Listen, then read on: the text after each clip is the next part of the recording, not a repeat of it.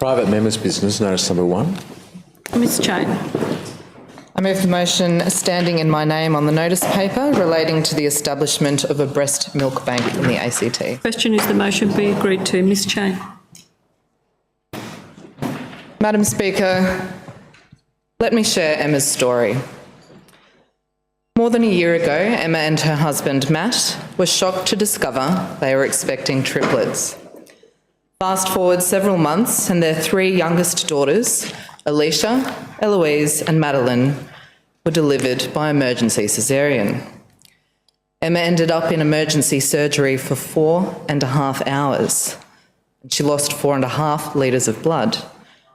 Thankfully, Emma was okay, but after surgery, when she tried expressing milk, she couldn't. For parents with premature or ill babies and not enough expressed milk available, the Centenary Hospital for Women and Children has available a supply of donor breast milk received from interstate charity Mother's Milk Bank. That milk is screened, and it's the parents' choice and their choice alone in whether they wish to receive a supply of donor milk for their child. They are given information and support. As a mother of 3 other children and already very passionate about breastfeeding, being able to access the donor milk at the hospital was a huge weight off Emma's shoulders. As Emma says, and I quote, "I just wanted the best start for them. Someone else was able to give that to my babies. I knew that milk was safe." Initially, Emma was grateful to feed all 3 girls with donor breast milk, but Madam Speaker, the hospital's supply of breast milk is very limited. As this supply was cut back, Emma had to prioritise her smallest baby, Madeline. Before long, the hospital was unable to provide Emma's daughters with any donor milk, but 3 babies still needed to be fed. With her own now limited supply, Emma was able to breastfeed Madeline. What was left over was given to her other 2 babies and had to be supplemented with formula. Madam Speaker, study upon study reinforces the benefits of breast milk for babies. Breast milk has a nutritional value uniquely matched to the needs of infants and contains nutrients essential for the development of children and their immunity. In fact, the National Health and Medical Research Council and the World Health Organization recommend breast milk as an infant's exclusive nutrition source until 6 months of age. But as is clear in stories like Emma's, the decision to breastfeed or not is not always a choice.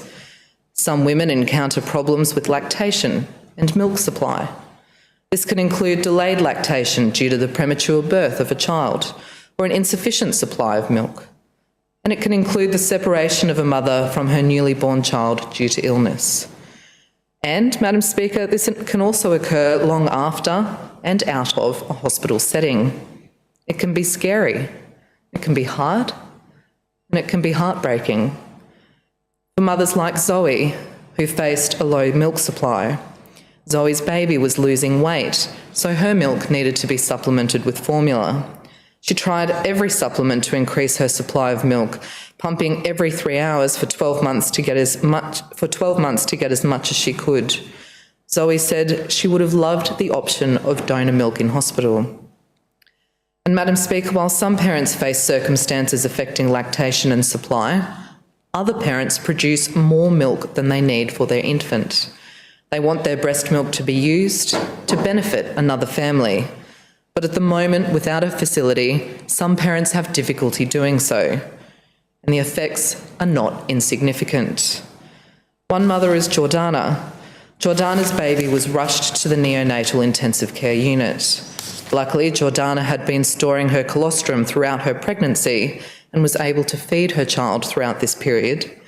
When Jordana found herself with more breast milk than was necessary and wanted to donate the excess supply to other vulnerable babies at the hospital, but she wasn't able to, Madam Speaker, as there are no screening facilities in Canberra. Jordana threw the leftover colostrum away. She described throwing away the leftover colostrum as devastating. Madam Speaker, another parent is Kat. Kat lost her firstborn son during childbirth.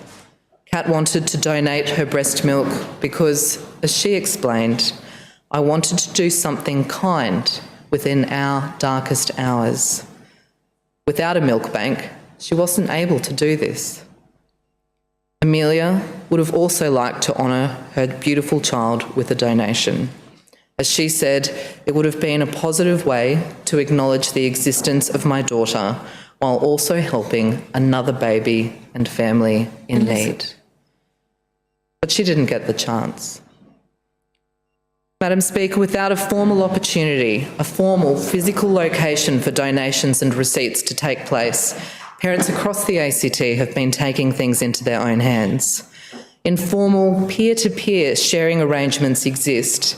Some of these are between friends, some between strangers. Some are facilitated by social media. One parent shared with me that she was a surrogate for a couple in Sydney, and that couple chose to use formula exclusively to feed their baby. As a result, this surrogate mother had a baby's worth of milk, but no baby. So she informally donated some of this milk to other families. Janelle, the mother of 2 premature babies, has relied on private donations like this. Janelle has described how scary it is not knowing when and where the next supply of milk is coming from. Nina's daughter, Alex, spent 4 days in the neonatal intensive care unit, as well as the special care unit at the Canberra Hospital. Nina expressed milk to feed Alex via tube, but couldn't express enough to meet Alex's needs. Donor milk through the hospital was not available. Feeling desperate, Nina's friends pumped with her at the hospital, and Nina pretended the milk was hers. One friend even snuck an esky full of expressed milk into the hospital and hid it in a fridge. Madam Speaker, these peer-to-peer arrangements do work well, and I've had many parents express to me how grateful they have been to donate and to receive, and the relationships they have formed in Canberra as a result. But many have also acknowledged the issues with the approach as it currently stands, that there is no central location. There is no screening of the donator or their milk, which would add that extra layer of comfort or peace of mind. There is no storage, there's no regulation. And tragically, like with just a few of the examples I mentioned earlier, some parents are not able to get in touch with others in time, whether it's to donate or to receive. Madam Speaker, there is clearly a gap, and there is clearly a solution. And that solution is a milk bank, a physical location and organisation that collects, screens and dispenses donated breast milk, which is pasteurised to limit the risk of infection, a space which regulates the donation of milk from one family to another, a place where donors are not pressured into giving away breast milk, and nor are they paid for it.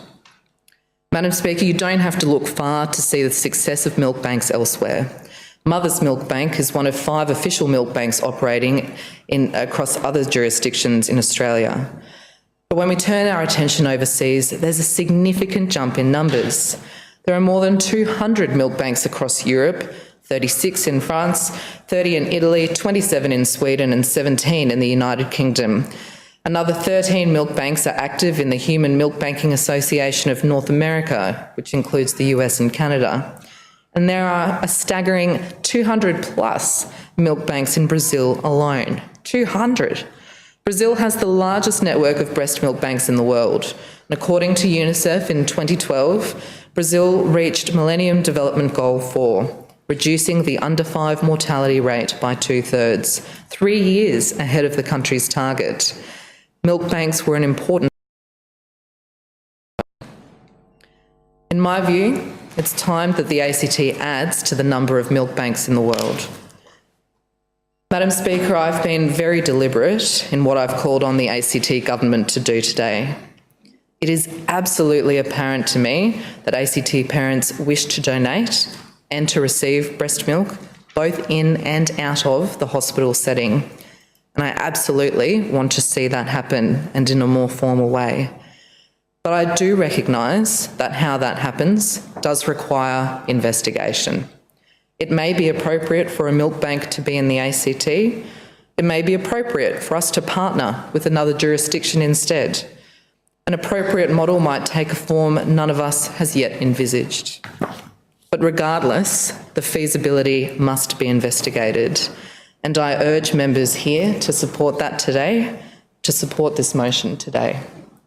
For parents like Emma, for parents like Zoe, for parents like Jordana, like Kat, like Amelia, like Janelle, and for parents like Nina, I commend the motion to the Assembly.